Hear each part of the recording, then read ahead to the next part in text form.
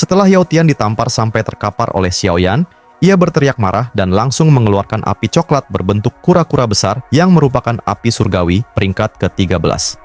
Wajah Yao Tian menjadi lebih ganas setelah roh api terbentuk. Avatar spiritual Xiaoyan tertawa saat ia melihat roh api Yao Tian. Ia kemudian mengeluarkan naga api dengan api 3000 teratai hati di bawahnya. Hal itu membuat roh kura-kura api langsung menghilang dalam sekejap. Yao Tian memuntahkan seteguk darah setelah api surgawinya dikalahkan. Xiaoyan kemudian menarik kembali avatar spiritualnya. Melihat itu, Yao Wangwei tidak dapat menahan kesabarannya dan mencoba menyerang Xiaoyan. Namun, belum sempat serangannya mengenai Xiaoyan, matanya yang tajam melihat ke arah Ziyan yang mengintimidasinya. Bentrokan antara dua bintang 4 Dousheng membuat seluruh pegunungan terguncang. Meskipun sama-sama bintang 4 Dousheng, kekuatan fisik naga Void kuno masihlah sesuatu yang sangat kuat bagi Yao Wangwei. Saat ia ingin yaping lagi, Yao Ling menarik lengannya dan menggelengkan kepala. Sun Er juga meminta Yao Wangwei untuk tidak merendahkan dirinya lebih jauh dengan ikut campur dalam pertarungan generasi muda. Yao Wangwei hanya bisa menahan emosi ketika ia melihat klan Gu berdiri di sisi Xiaoyan. Yao Lao tertawa untuk memecah suasana dan berkata jika dia akan mengunjungi klan Yao di masa depan untuk mengukir nama orang tuanya di dalam tablet klan. Mendengar itu, Yao Wangwei kembali menghina Yao Lao dengan mengatakan orang-orang buangan seperti Yao Chen dan orang tuanya tidak akan memiliki kualifikasi untuk mengukir namanya di tablet klan. Hal itu membuat ekspresi Xiaoyan berubah dan langsung memanggil Yao Wangwei sebagai bajingan tua. Xiaoyan juga berkata, dia bisa saja menghabisi tua bangka itu saat ini juga. Suaranya mengandung niat membunuh yang sangat intens membuat hati semua orang menjadi dingin. Ziyan juga buru-buru muncul di samping Xiaoyan seolah siap menyerang kapan saja. Ekspresi Yao Wangwei menjadi dingin setelah mendengar Xiaoyan memanggilnya bajingan tua. Namun, sekali lagi ia tidak berani mengambil tindakan karena ada naga Void kuno di sisi Xiaoyan. Ia akhirnya memilih untuk berbalik dan pergi dengan sangat menyedihkan. Setelah Yao Wangwei pergi, Yao Lao dengan lembut menepuk bahu Xiaoyan yang masih menunjukkan emosi di wajahnya. Xiaoyan jelas ngamuk. Bagaimanapun, ia sudah menganggap Yao Lao seperti ayahnya sendiri dan Xiaoyan tidak akan membiarkan siapapun merendahkan Yao Lao, bahkan jika itu klan kuno. Xiaoyan menarik nafas panjang, kemudian berjanji akan menemani Yao Lao ke klan Yao, karena dia khawatir klan sombong itu menginjak-injak gurunya lagi. Yao Lao menunjukkan kegembiraan sekaligus terharu ketika mendengar perkataan Xiaoyan. Setelah itu, mereka dikejutkan oleh ruang kosong yang rusak itu telah meluas ratusan kaki dan membentuk lingkaran cahaya samar berwarna krem di ruang kosong. Itu menandakan bahwa waktu bagi Xiaoyan untuk memasuki alam teratai pemurnian iblis telah tiba. Namun, sebelum memasuki alam api iblis, Sun Er sekali lagi berbicara kepada Xiaoyan dan mengingatkan untuk membiarkan kelompoknya untuk tetap berada di luar aja daripada terjadi hal-hal yang tidak diinginkan. Mendengar perkataan Sun Er, Xiaoyan dan Yao Lo langsung memerintahkan para ketua untuk kembali ke Pegunungan Bintang. Para tetua mengangguk lalu berbalik dan menghilang dari pandangan semua orang. Keramaian yang sebelumnya memenuhi pegunungan teratai iblis semakin lama semakin berkurang, karena mereka telah memasuki ruang kosong, termasuk aula jiwa dan klan kuno lainnya. Xiaoyan berpikir untuk segera menyusul semua orang, namun Sun Er tiba-tiba mengingatkannya tentang karakteristik api teratai pemurnian iblis yang suka memanfaatkan emosi seseorang untuk membentuk api iblis dalam tubuh musuhnya. Sun Er memperingatkan agar Xiaoyan tidak terpengaruh dengan kemampuan api teratai pemurnian iblis dan mengendalikan emosinya agar tetap tenang. Xiaoyan mengangguk dan melambaikan lengannya, kemudian mengajak semua orang masuk ke dalam ruang kosong di depannya. Begitu memasuki alam api, kesan pertama yang dirasakan Xiaoyan adalah suhu yang sangat tinggi, seolah ia sedang berada di dalam sebuah tungku yang dibakar oleh api misterius berwarna krem. Bahkan dengan 5 jenis api surgawi di tubuhnya, Xiaoyan masih merasakan panas yang membakar tubuhnya. Hal yang lebih mengejutkan adalah ketika Xiaoyan melihat keadaan di sekitarnya, ia tidak dapat menemukan satupun orang di sekitarnya. Itu berarti dia telah berpisah dengan rekan-rekannya. Xiaoyan menenangkan diri, tubuhnya melayang, dan ia tidak berani bersentuhan langsung dengan api krem di sekitarnya. Matanya melihat sekitar dan ia langsung bergegas melewati lautan api untuk mencari keberadaan kelompoknya. Xiaoyan mengerutkan kening dan wajahnya dipenuhi ekspresi kehilangan. Ia tak menyangka setelah masuk ke dalam ruang kosong dirinya dan kelompoknya akan dikirimkan ke tempat yang berbeda. Ketika Xiaoyan masih memikirkan keberadaan kelompoknya, ia mendengar sebuah suara dari jarak yang cukup dekat. Hal itu membuatnya merasakan sedikit kegembiraan di hatinya sebelum akhirnya ia mengetahui bahwa suara yang dia dengar bukan berasal dari kelompoknya, melainkan dari rombongan aula jiwa. Xiaoyan terkejut dan berpikir mengapa rombongan Hun Misheng bisa muncul di sekitarnya. Ia juga kebingungan setelah melihat Hun Misheng menarik sesuatu dari gelombang kabut hitam. Xiaoyan melihat tubuh spiritual ayahnya sedang diseret oleh mereka. Tubuh Xiaoyan bergetar ketika ia melihat wajah ayahnya dengan pandangan rindu sekaligus tidak percaya.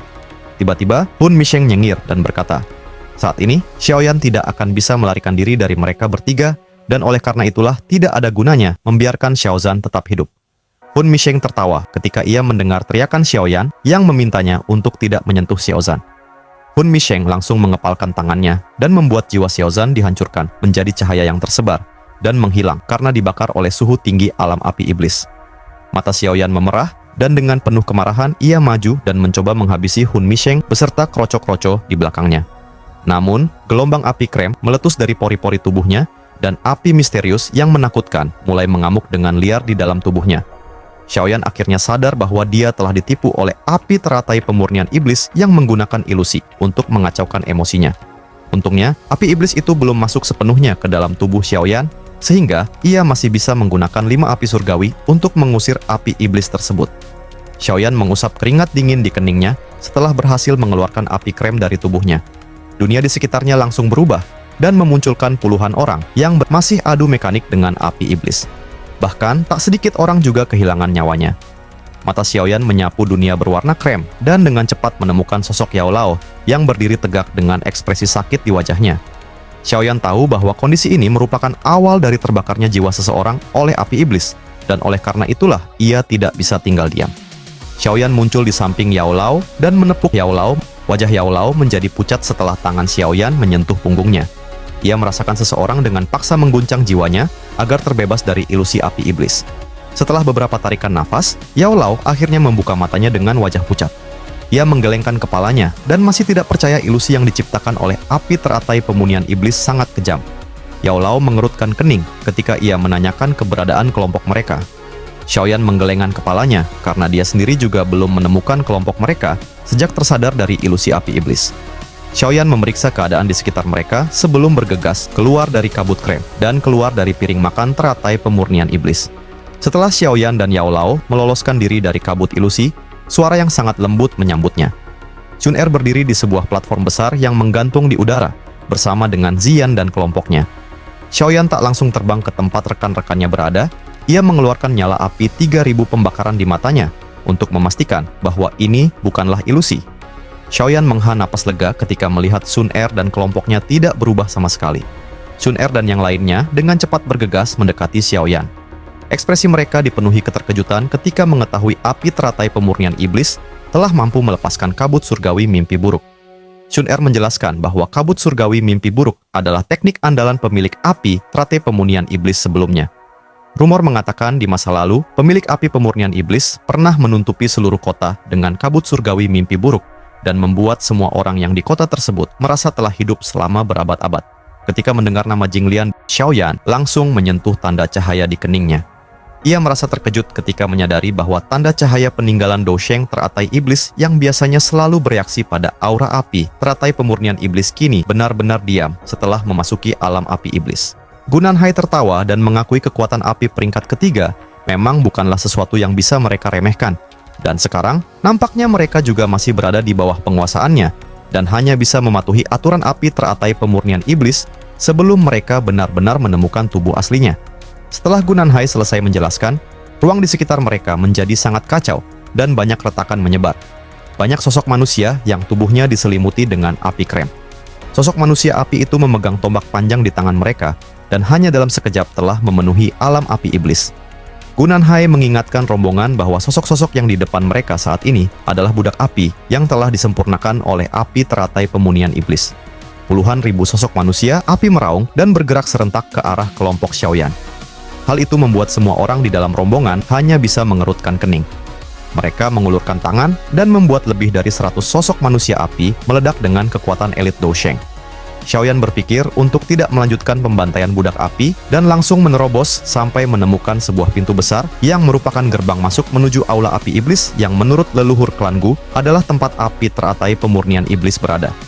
Kelompok Xiaoyan melanjutkan perjalanan memasuki aula dan mempelajari formasi aula dari berbagai sudut.